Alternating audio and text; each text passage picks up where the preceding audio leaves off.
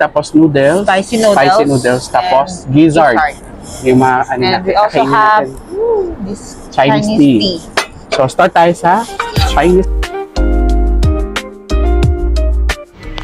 Habang naglalakad-lakad, napansin ko ang isang Chinese restaurant dito lang sa may Salam Street, dito sa Abu Dhabi City. Kaya naman sinama ko ang aking BFF para tikman ang mga pinagmamalaki nilang pagkain. Sayang ay nawala ang mga files habang kumakain, pero approved sa lasang pa rin pwedeng panlasa ng mga kabayan.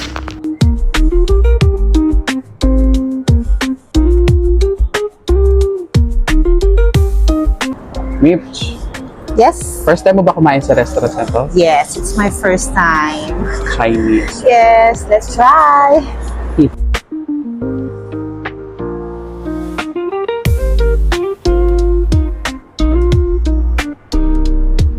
Meron tayong dito, hindi ko alam kung anong mga pangalan. Dumplings, beef dumplings, Beef dumpling, tapos noodles, spicy noodles, tapos and gizzard.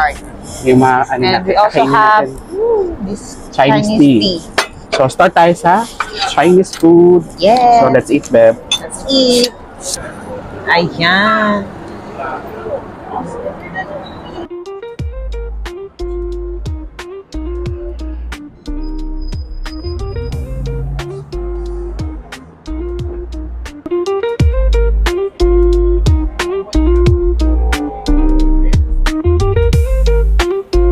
Talagang katakam-takam ang mga inahain sa amin dito sa all-day Chinese restaurant dito sa Abu Dhabi. Kaya saan ka na?